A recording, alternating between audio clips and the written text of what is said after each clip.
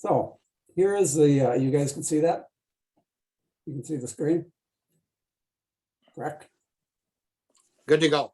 Good to go. All right, we'll get started. Thanks for being here. This is USA Softball Minnesota Fastpitch Umpire Training, and we are doing the experienced level at this one. Our next slide is the clinicians for today's meeting. I'm Tom Keller, your state umpire in chief. A little bit of background on me. I've been state umpire in chief, I don't know, 6-7 years. Before that, I was a slow pitch umpire in chief. I've probably been umpiring for about 40 years or so. Still doing college ball. I actually started out in USA softball, ASA softball on the slow pitch side. I've been fortunate enough to work some high levels in both slow pitch and fast pitch. And I enjoy what I'm doing. I'm getting to a point in my career where my days on the field are numbered, but somebody was kind enough to mentor me and train me. So I feel an urge to do that. So that's what my role is, to try to get umpires, try to retain umpires, try to train umpires.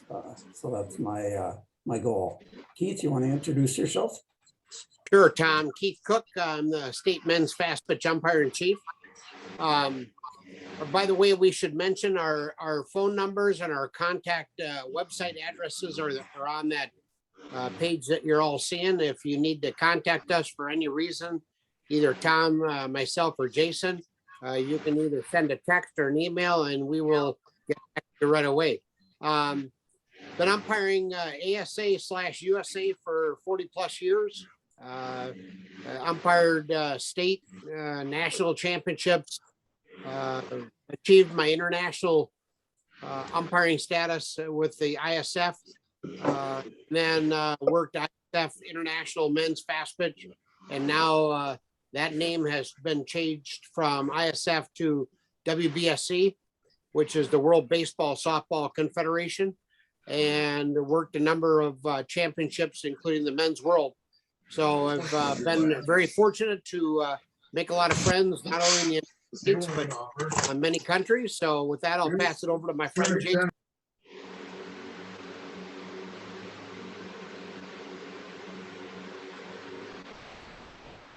Sorry, I forgot I was on mute. I'm Jason Smith. I'm the state JO UIC for the state of Minnesota. This is my second year in this position. I've been officiating for 22 years now.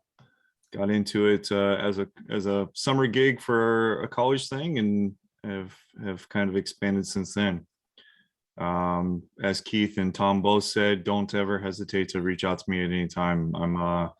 My number's there, my email's there. I'm available 24/7. So if you have anything that needs answered, please reach out at any time. Alexa, off. Thanks, guys. Again, thank you for being here. We appreciate all that you do. You know, if it wasn't for umpires, it'd just be recess. So we are glad you are with us. USA Softball Minnesota office is located in Medina, and there's the address. Should you have a need to go down, we do carry a limited amount of clothing down there, but most often we direct you to the website. We have had a clothing representative, Dallas Applebacher, in the past, and I assume he will continue that, so we can get a little bit of a discount, maybe save you on shipping, if nothing else. So contact us. Jason, you want to go through this one? Yeah, so USA changed the uniform back in 2018, I believe it was. We, as an organization in USA Softball Minnesota, kind of grandfathered in some of the older uniforms for a very short time being, but the standard uniform is going to be the powder blue, navy, white, or pink USA softball shirts, heather gray pants, USA softball cap, black belt, black shoes, black socks, navy ball bag or gray ball bag, plate brush, indicator, lineup card holder and pen, flipping coin, and protective gear.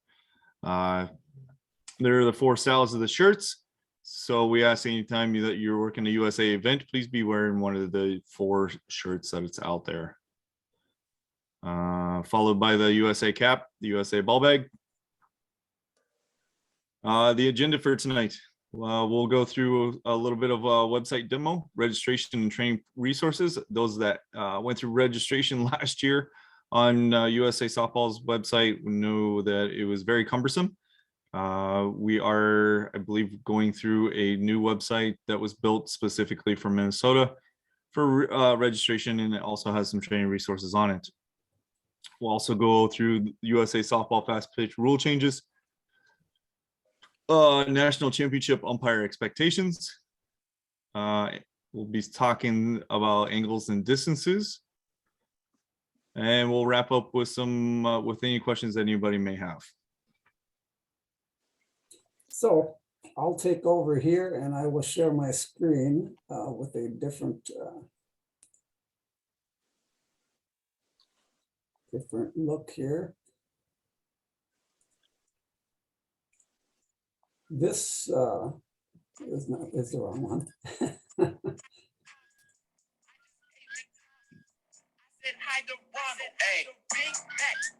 Nathan. Search me on your phone. You try to mess with me. Be patient with me. Do what I oops. No. Why can't I find it? Well, you know what? Let's move on. I will get back to it when I can.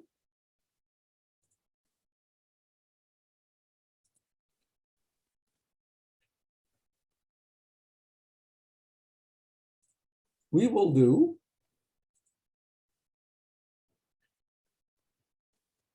rule changes. So Keith, you want to jump in? Sure. Fast pitch rule changes. Now, most of these rule changes, with the exception of the pitching one, are really towards national championship play. So I should make sure that I highlight the fact that local league rules would supersede any of these. First one is talking about the molded finger grip flare cone and choke up device that must be attached with grip tape. It removes the requirement to use tape to attachments added to the grip. The next one adds a letter D and E, allows for 1 EP so you can bat 10, and allows you to use the DP flex.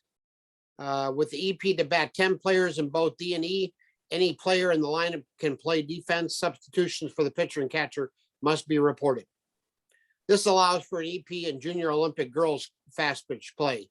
But like you say, as Jason has alluded to in previous clinics, most of our league play, they bat the roster. So this really would not qualify for that. So change in a designation from a baseman to a base player. Better represents who participates in our game. A 10 and under changes the time limit to 1 hour and 40 minutes. Like I say, we don't work a lot of 10 and under 1 hour and 40-minute games, thank God. But this is for national championship play.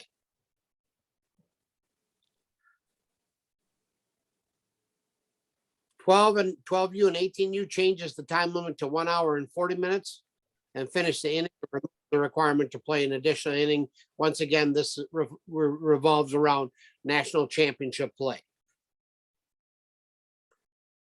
All right, big one here. Women's and JO fast pitch girls.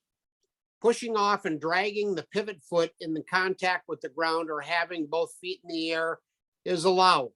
So they can now, they used to have to drag their pivot foot. Now they can actually have both feet in the air at the same time, but must still stay within the 24 inches of the pitching plate. This is a pretty significant change that does apply to all of us. Okay, I'll jump in here. The reason I wanted to put something in here for guidance for national championship umpires is because we are fortunate enough to have a couple of communities that continue to bid on Northern National Championships. Both Rochester and North Mankato do a nice job of hosting national championships. And we want our umpires to be clear in what is expected of them as a national championship umpire. A national championship is above and beyond a weekend tournament and some of our league stuff, you know, it's another step. So there are greater requirements, let's say. So one of them is to be in good standing with USA Softball and having completed a background check and safe sport training course. Now, most of you remember last year, if an adult umpire, if an umpire over 18 umpires any players that are under 18, they need to complete a background check and safe sport training. That is still the case this year. We strongly encourage that. Now, the registration that we have on our website does not include that. So for people that are going to work a national championship or go to a national umpire school, you will still need to go to Register USA and complete those things. If you would like to do it, even if you aren't going to a national championship, you are more than welcome to. The background check is part of your $70 registration fee. And the safe sport training courses, there is no charge for that if you are part of the national governing body, which USA Softball is. We need to be on time for all our meetings and game assignments. Now, all meetings means the umpire meeting before the tournament as well. Dressed in the appropriate uniform that's prescribed by USA Softball umpire standards. Speak positively regarding USA Softball Minnesota program. Show obvious care in doing your job well, both on and off the field. You know, a lot of people have asked Keith, Jason, and myself, how do you advance as an umpire, as an official? Part of being a good official is how you perform both on and off the field. We need to know and apply only USA Softball rules, kind of when in Rome, you know, do as the Romans do. We need to know the rules that we're working for that tournament. Again, use only USA Softball mechanics, same thing as rules. Support all the umpires and staff that you work with, both on and off the field. Look for ways to make your fellow umpires more comfortable and confident.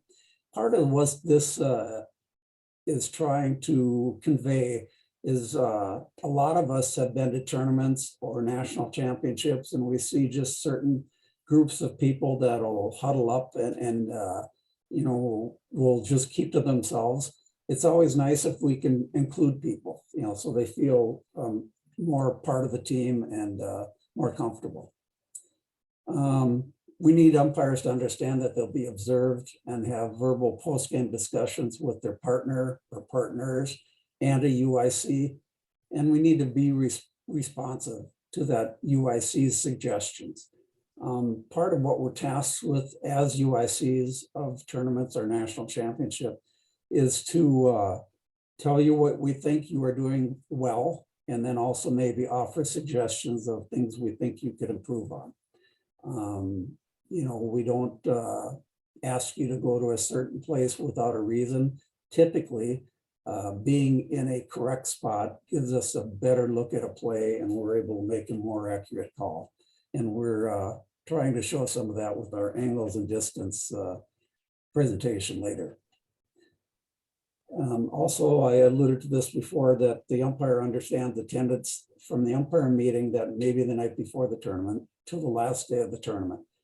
You need to be there. And, you know, the last day, if you have something you need to get to, want to get to a little bit early, you can ask the UIC if you're able to head out.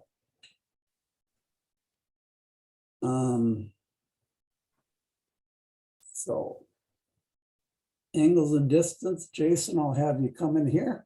Yep. Angles and distances. What is a good angle? 45 degrees, 90 degrees, 71.5 degrees. Ultimately, you need to keep 4 elements in front of you at all times. You need to keep the ball in front of you. You need to keep the base in front of you. you need to keep the offensive player in front of you, and you need to have the defense in front of you as well to be able to make the correct call. More than just having these elements in front of you, you must be able to see how each one of these components interact with each other on force outs, on tag plays. 90 is not always the best angle. 45 is not always the best angle. 12 to 15 sometimes isn't always the best distance. You have to be mobile. You have to be willing to ensure you have every piece of that puzzle, all 4 components in front of you to make the correct call each and every time. So for force outs, we're looking for, is the defense controlling the ball? Is the defense contacting the base while controlling the ball? Did the offense, are they contacting the base? Did they reach the base at all? Maybe they slid in and they slid behind the bag and not into the bag. On tag plays, is the defense contacting, is the defense applying the tag with the ball, with control of the ball? Are they obviously maintaining control? And then same thing, did the offense contact the bag? Primary positioning, force outs and plays at first base. Optimal angle, yes, it's 90 degrees from the throw. Obviously, in a perfect world, every throw is absolutely 100% online, but we all know that in this game of softball, throws can go errant, so we have to be willing to always adjust. 90 degrees is the optimal angle. We always have to be mobile to adjust ourselves as needed. We never want to get any further than the 45-degree angle from the foul line. So if we're using the foul line and the base as our 90 degree, we don't want to go past that 45 degree, which is corner to corner off the base, off the foul line, past that point. We call that past the point of no return. If you get too far around, then you become a possible hazard in the baseline of a runner, and you very well could get straight lined on a throw itself.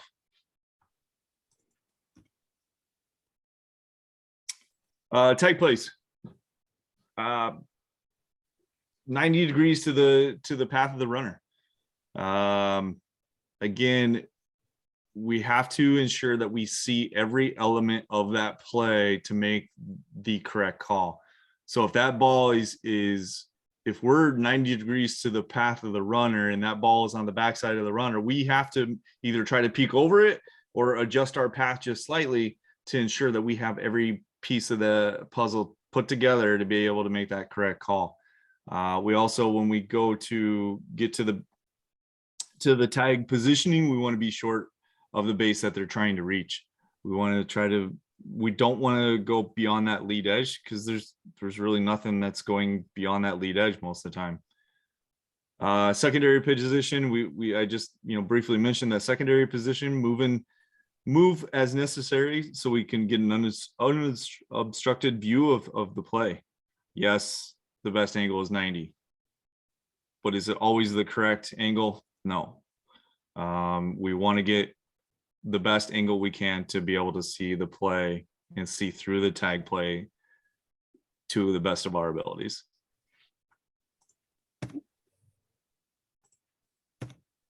Okay, now I'm going to share my screen with a different.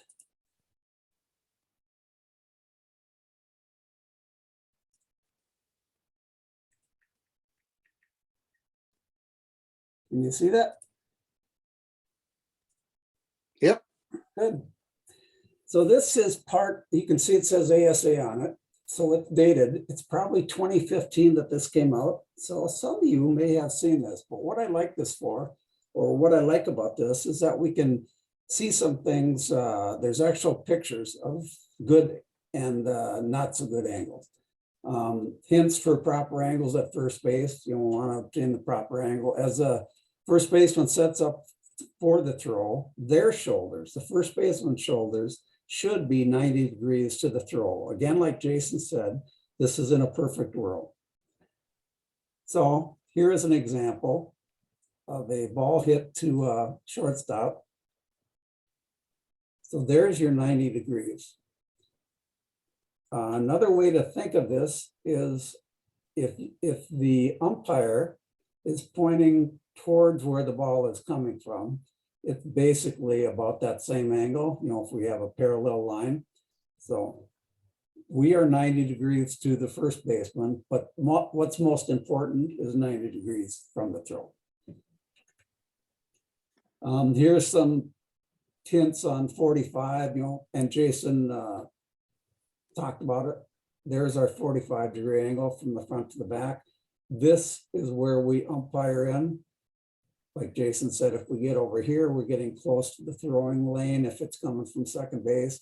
And you're also could be straight line with the first baseman stretching this way. So that's why we don't go any farther than 45 degrees.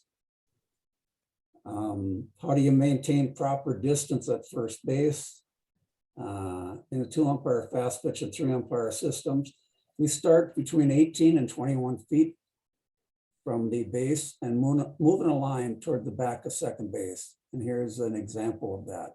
So if you draw a line from your 18 to 21 to the back of second base, that maintains our distance from first base, no matter how far we rotate. So it just keeps you at that distance. We find too many people that'll come in and shorten down the distance as they move into the field. And the closer we get, the harder it is to see both a maybe high throw in the glove and any action that could be going on with the first baseman's foot.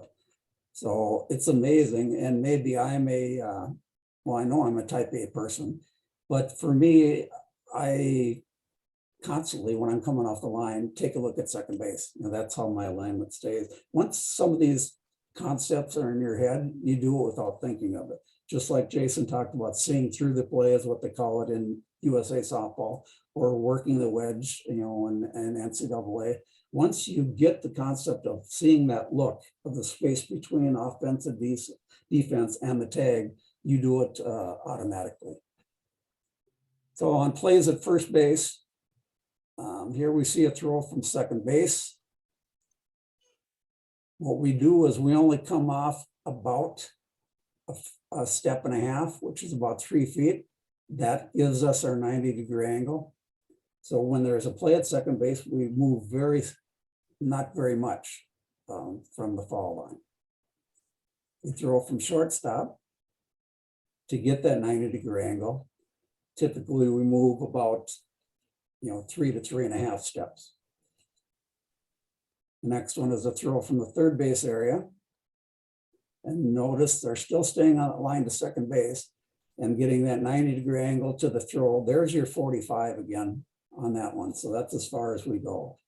And that one's about 6 steps off the line. Now these are approximations because everybody's step is different. And then we use that same one for any plays in that area in the red triangle.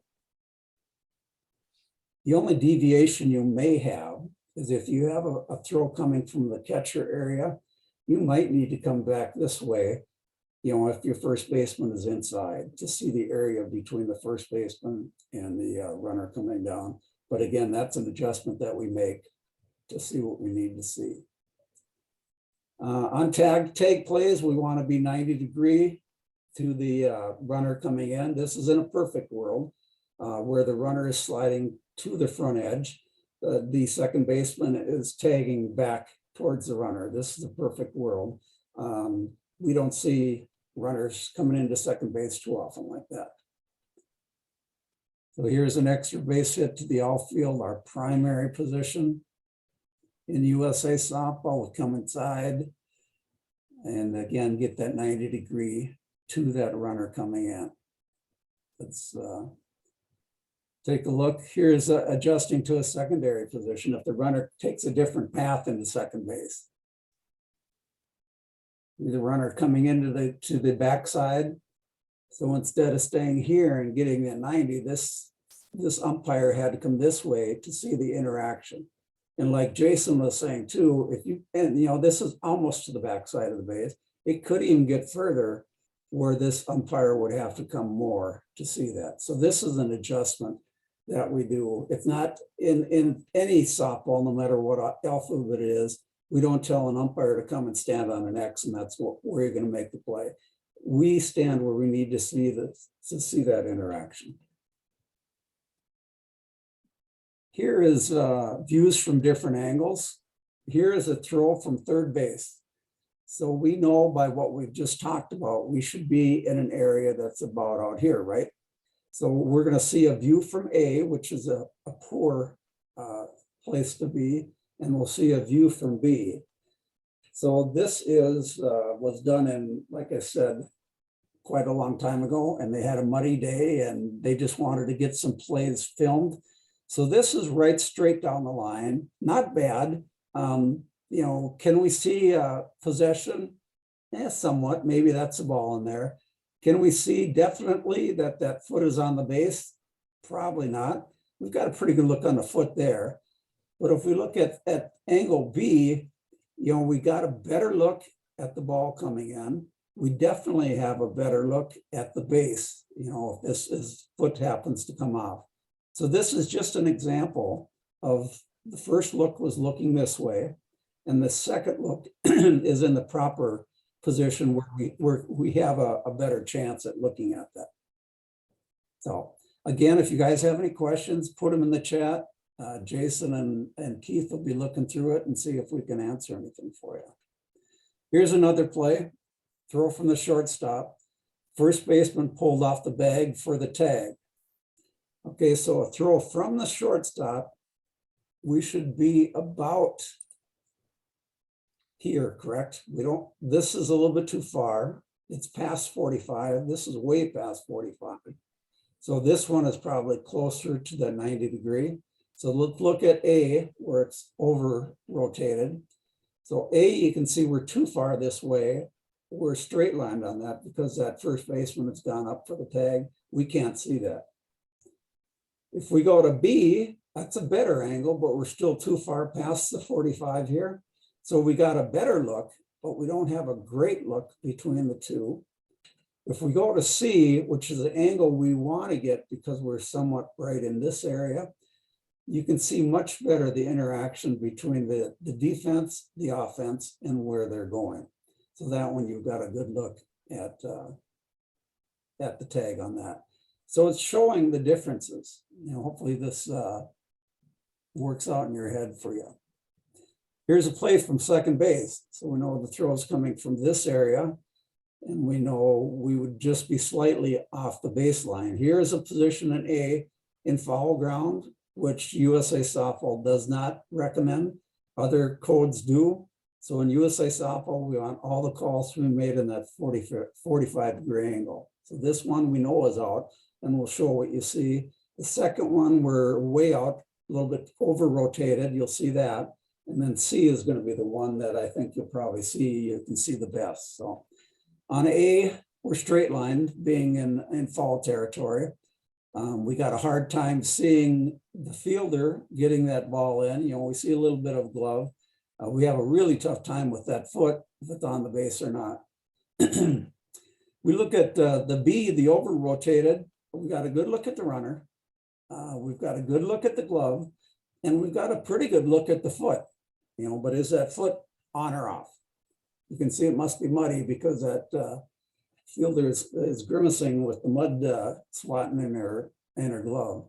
So if we go to that last angle, we have the best look, and what do you see? You know, in those first two angles, we didn't see that. What do you think we have? An inch or less off the base? But you know what? This is a call, or these are the types of calls that we get paid for. Anybody can call that out or safe. That's, you know, 2 feet off the base or 2 feet past the base. You know, when we're having a great game, this is the stuff that we're getting correct. Here's an example of a pickoff at second base. So as an umpire, we know that this one is probably going to be a tough because the runner's going to be coming back this way, and the fielder, depending upon which one fields it, you know, can depend which is the best angle. So let's look at A. On that one, the second baseman is fielding it. So we're looking through the second baseman, and we have nothing on that one. We're straight line. So if we slide parallel, to the baseline and look at it from the backside, we've got a great angle. We can see the interaction between the defense and the offense. We can see the tag and the ball, and we can see the base. Now you would want to see this a little earlier than that, because this one looks like, we're seeing some flex in the runner's arm. So it almost looks like either they slid back really hard, or this second base person is tagging down on them already, where maybe they were on the base. But this is the look we want to see. We want to see between these two players and see the action in between. This is what USA Softball calls seeing through the play. That's what NCAA calls the wedge. This is the interaction we want to see. We don't want, we don't want to end up making a call on that, because the plate umpire is going to have a better look at that one than we are. We have to get ourselves in the position. What that means is moving. And then again, just like we do at first base, keeping our distance. We don't want to close in too tight. We want to get closer on a tag play, obviously, but not where you're right on top of things. Now here's a tough one. We've got an example of a 2-umpire system with a pickoff at third, and then we have an example of a 3-umpire system. Difference being, in a 2-umpire system, you're going to be over here as a 2-umpire system. In a 3-umpire system, you're going to be over here. So we have looks from A, B, and C, and we can see which one looks best. So in view A, we can see again, we're straight line, meaning that umpire in the 2-umpire system needs to get over towards the third base line extended so they can see a little bit better. In B, you can see it's much better. Now we're looking from the 3-umpire system where they're looking in. If we look to C, and again, I understand that's a blurry picture, that's a clear picture, but this is a great example of we can see the interaction between. We can also see some movement on the ball, and obviously you can see this. So that is what we want to see.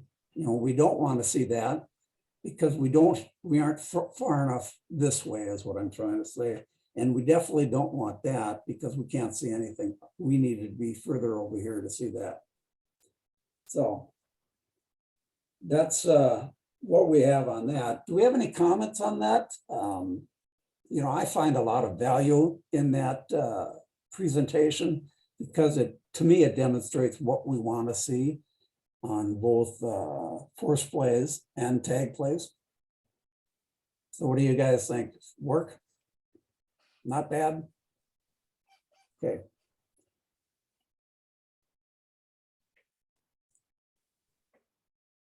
There you go. Jason has put in our link that we have. It's a SurveyMonkey link. So you're going to need to either click on it and see if it'll take you that, or enter that in and complete that.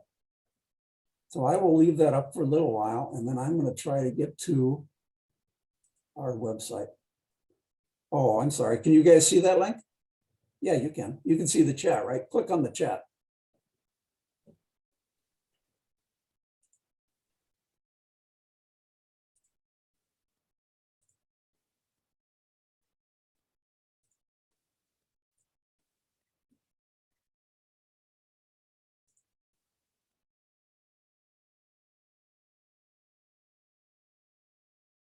Okay, good. I agree. Thank you. And MJ, you actually in your name have Mary Jane. That's a new one for me. Yeah, people that don't know MJ, she's a great umpire. She's going to go down to the 16 gold this year and do a great job for us. So I will share, I'm going to take you to our website.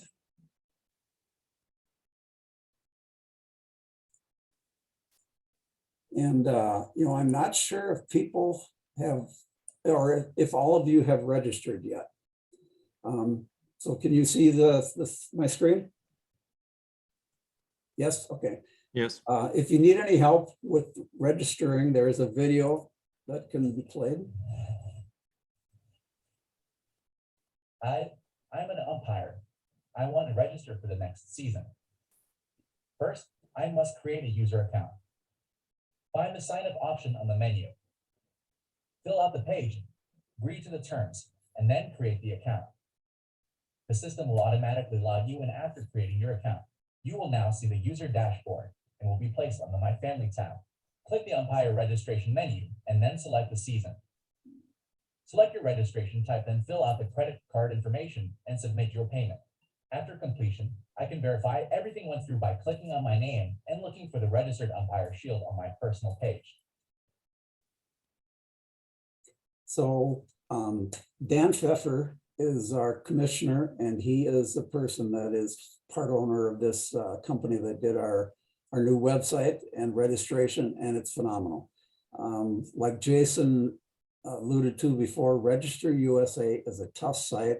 They've had it for a while. It isn't user-friendly, and it's due to get replaced. Part of the struggles we have is it doesn't talk to other systems as well, and in our world, it needs to do that. So that's some of the things that we're looking to get with this. We also have, some other things that we can show on here. We've got the insurance coverage plan here. It tells you what our insurance is, what it covers. Keep in mind that, I'm sorry, I just had to admit some more people. Keep in mind that our insurance is a secondary insurance, meaning that if you get injured, you use your primary insurance, and then if you have any leftover expenses, you can apply to have this insurance cover that. On any time you get injured, you need to make a claim within 30 days, and the claim has to be resolved within 12 months. So if you get injured and have some remaining money that needs to be paid, contact myself or Jason or Keith, and we can get you Dan Pfeffer's information. We'll get that submitted. Also on our website, we've got a rule book on here. It is our rule books this year are online, digital. We have purchased some. So for that umpire that really likes to have that paper rule book in their hand, if you attend a rules clinic somewhere, you can get that. The nice thing about this is when it's online, it's searchable. So you can search for words and things like that. So it's easy to get to what you want to get to. We also have the Umpire Manual online. And I've been trying to direct people to the Umpire Manual for several years, partly because it also has some animations on it. If we go down to umpire mechanics, umpire systems, here we've got a 2 umpire system, Fastpitch, no runner on base. It has verbiage on there, but it also has a video. So we got no runners on base. It has your starting position. And then if you click the video, it'll play out for you. 2 umpire system fast pitch. No runner on base. Starting position. When working the 2 umpire system in fast pitch, the base umpire will start 18 to 21 feet on the foul side of the first base line, square to the plate, and walk the line.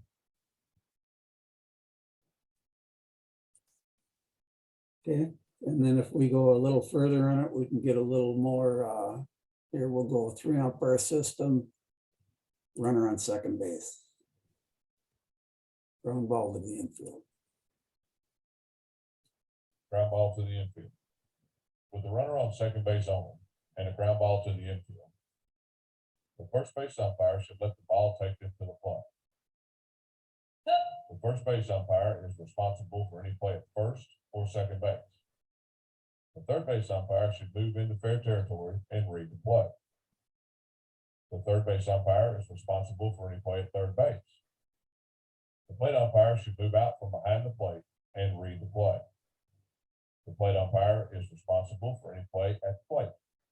When the throw is to first base, the first base umpire should move parallel to the baseline to the best angle and distance possible. Stop, read the play, and make the call. When the runner from second base attempts to advance and the throw goes to third, The third base umpire should move to a 90-degree angle at a depth of 10 to 12 feet from third base. Stop, read the play, and make the call. Okay, so again, by us seeing this, we're in the proper position. If this runner slides to the backside, this umpire has to slide to see through. You know, same thing, if this runner would slide to the inside, this umpire would come this way a little bit. So all of this first position is a starting position dependent upon the runner and where the tags applied. We'll do one more, I'll show you. We'll go into two umpire, maybe a little two umpire, okay, runner on first and third.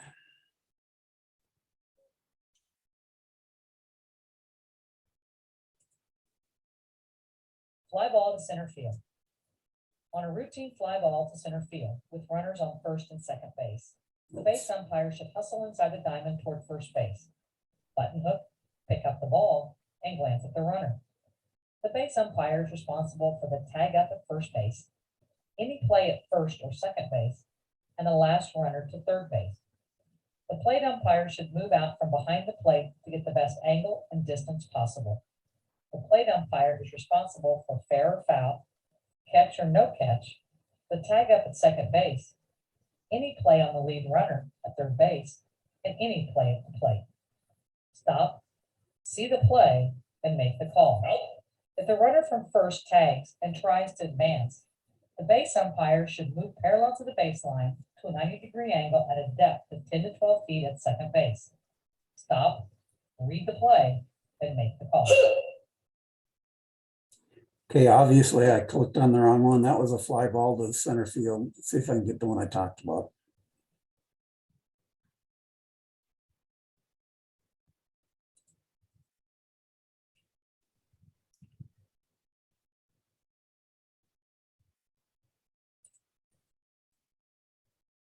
Extra base hit to the outfield. With runners on first and third base and an extra base hit to the outfield, the base umpire should hustle inside the diamond toward first base, button hook, pick up the ball, and glance at the runner. The base umpire is responsible for any play at first or second base and the last runner to third base. The plate umpire should move out from behind the plate to the holding zone in foul ground about halfway to third base. The plate umpire is responsible for any play on the lead runner at third base and any play at the plate. When the runner from first continues to third base and the throw goes to third base, the plate umpire should glance to see the lead runner touch the plate while moving into fair territory to a 90-degree angle at a depth of 10 to 12 feet at third base. Stop, read the play, and make the call. If a subsequent throw goes to second base, the base umpire should let the ball take them to the plate. Open up to the throw, and when the throw goes to second, the base umpire should square up to the plate by moving to a 90-degree angle at a depth of 10 to 12 feet from second base.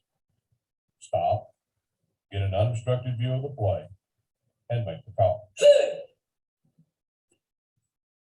Okay, so I'm a big fan of the Umpire Manual. Again, these animations are dated, but the positioning, the movement is all current. So it can really help you. We also have put them, I'll get to that in a second. The next one down here is a registration form. If people have a really hard time filling out the application on the computer, they can print this out and attach a check and mail this into our office. Now, we would rather have you do it that way than not register at all. Let's just get it done and we'll get you into our system. Here's the Umpire Apparel website. USA softball gear is sold through officialgear.com, and you can get in there and purchase what you need to purchase. Another thing I wanted to show you on our website is we've got umpire awards.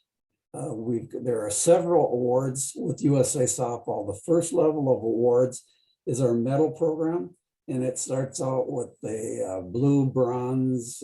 There's several different levels, starting at 3 years of experience.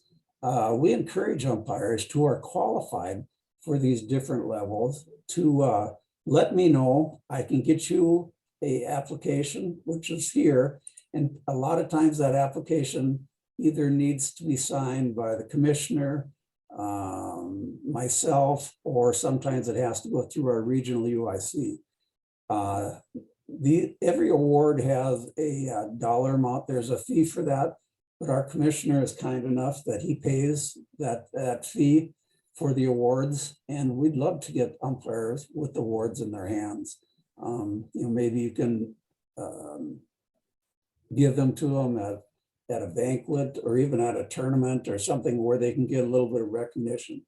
So we've got the medals, we've got the National Indicator Fraternity, which is the requirements for that are you have to be an umpire 7 years and you have to umpire a certain amount of national championships. We've got the Elite Umpire Program, and that is for the top level of umpires. You have to work several national championships from this classification. In Fastpitch, these are the tournaments that you need to work. In Slow Pitch, these excuse me, are the tournaments, and then we have modified as well. Beyond that, we have the WBSC certification, World Baseball Softball Confederation Congress. I'm not exactly sure on the C. This is where the umpires come from for the Olympics.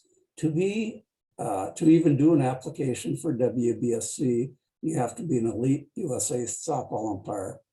And then WBSC has a pretty tough test, and they also do physical testing. So it's quite an honor to be able to get WBSC certification. So these are some of the levels of awards we have. You also can click on umpire clinics and see what clinics are lined up. Usually there'll be a link so you can get some directions to it. These are the 2 clinics that we're doing tonight. We're going to do a slow pitch clinic, much the same, on 2 different dates for the beginners and then for the advanced. Our intention is to have 1 clinic in every district that we have, an in-person clinic. So there'll be more clinics getting filled in here. Another thing we have is, well, here I should talk to you about, there's a National Umpire School in Sioux Falls, South Dakota, and they have a impressive lineup of clinicians. Well, it's not there. One of the clinicians is going to be the current NCAA coordinator. And then we have other ones that are very impressive. So, if you have any aspirations to get to that next level, to be trained by national staff, that might not be a bad idea to get a look at that. We also have some umpire training in here. What our commissioner has done is he has taken all those links that are embedded in the Umpire Manual and put them here into kind of categories. So here's some 1 umpire training. And then there's also fast pitch 1 umpire, 2 umpire slow pitch, and then 3 umpire. So if you don't want to go to the manual, you can come here and you can see those same type of things. So we go to 3 umpire, click on it. Let's go to runner on first, ground ball to the infield. Click on here, and it takes Ground ball to the infield. With a runner at first base only and a ground ball to the infield, the first base umpire should step into fair territory no more than a 45-degree angle from the foul line and let the ball take them to the play. The first base umpire is responsible for the play at first base. The third base umpire should read the play. The third base umpire is responsible for any play on the lead runner at second base. The plate umpire should trail the batter runner about 1/3 of the way to first base in fair territory. When the throw goes to second base, The third base umpire should stop, read the play, and make the call. When the subsequent throw goes to first base umpire should let the ball take them to the play. Stop, read the play, and make the call. As the runner approaches second base, the plate umpire should begin to move across the diamond in front of the pitcher's plate to a position 10 to 12 feet from third base at a 90-degree angle. The plate umpire is responsible for any play at third base. So that's an example of that one, just taking you through it as well. So I just wanted to show you some of the things that are on the website for your, benefit. Contacts are right here for myself, Keith, and Jason. If you go to the homepage, you can also see a lot about, adult softball,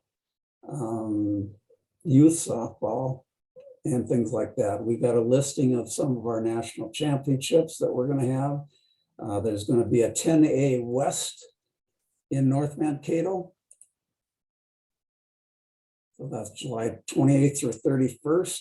And 10A West means there's only 2 in the country. So this is a good level. It's half of the best 10A players in the country. Mankato is also going to have a 18 under B, and that is the same weekend or the same time frame, July 28th to 31st. We're going to have a 16A in Rochester, and that is August 4th through the 7th.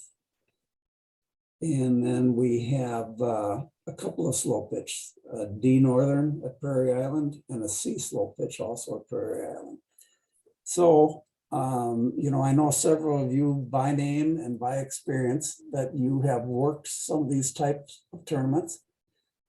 If you have a desire, shoot myself, Jason, Keith an email, and we'd be happy to consider, putting you to work, because that's what we want to see is people get their work, get to the level that they want to get to. That is about all I have. Jason, Keith, do we have anything in the chat? Doesn't look like it. Nope.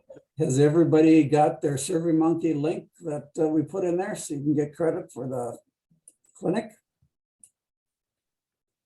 Okay, I will open it up. Does anybody have any questions? Anything we can help you out with? Can't stop the snow if that's going to come. But. Okay, sounds good. If we don't have a question, Keith, do you have anything you want to close with? No, just the only thing I want to point out, there's a lot of veteran umpires on this clinic.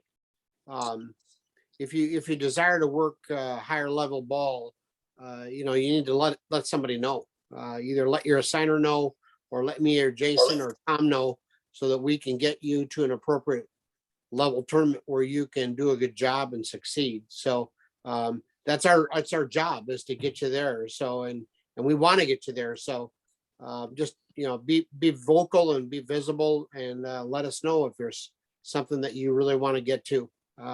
We've had umpires travel from Minnesota on their own dime, and we provided them some incentive mileage pay to get to other tournaments. Tom and I work closely with other UICs throughout the country to get umpires as a host exchange to their tournament, and we also bring some of their umpires up into our tournament area for national championships. So we're really fortunate to have the national championship that we do, and we need to have good, really qualified, sharp, professional umpires to work those, both in Rochester and Mankato. So I'll look forward to seeing some of you at those tournaments.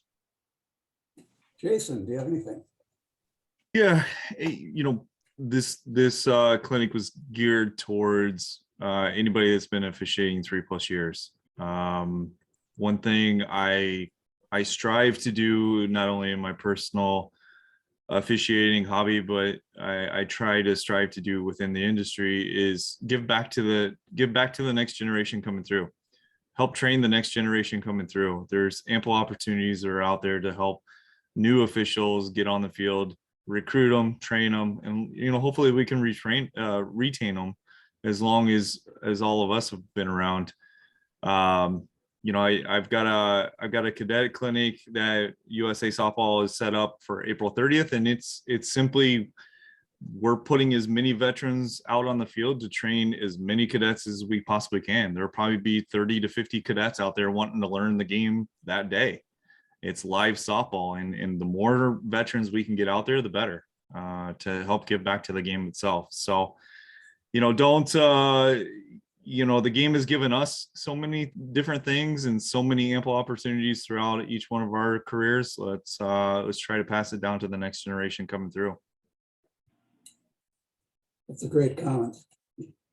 I would agree that, as a veteran official or as a person that's been around a while, I think that's maybe, one of the best things we can do. And Keith, Jason, myself, we can all tell you that when we have been fortunate enough to try and help some people out and they succeed, that's a good a feeling as you yourself, umpiring at that level. So that's a good thing. As examples of some of the people in 2022, we've got some assignments. We got a person going to the men's major Fastpitch. That's the top level of Fastpitch in USA Softball. That's in South Bend, Indiana. We've got a couple of people going to the 16 gold. Again, that's the top level of JO Fastpitch in Oklahoma City. We have a couple people going to the JO Cup, the 14s. Again, that's high level JO ball. That's in Oklahoma City. We get into the slow pitch world. We've got some people going to Henderson, Tennessee, Oklahoma City, Fort Sill, Oklahoma. So there are lots of opportunities, but what it takes is working hard, doing it the USA way, and representing USA Softball, Minnesota, and yourself well. So enough of that. One last call. Do we have anything that you'd like to have addressed? One of the questions on that Survey Monkey is if you enjoyed this type of clinic, give us some feedback. The Survey Monkey isn't going to offer you that opportunity, but shoot an email. Let us know. We're trying to train the best way possible. Obviously, we can't look at your mechanics and things like that, but we intend to have some mechanics clinics as well. So. Okay, with that, thank you to everybody. That'll be it. See ya. Thanks, everyone. Thanks, Tom. Yeah. Hey, Jason.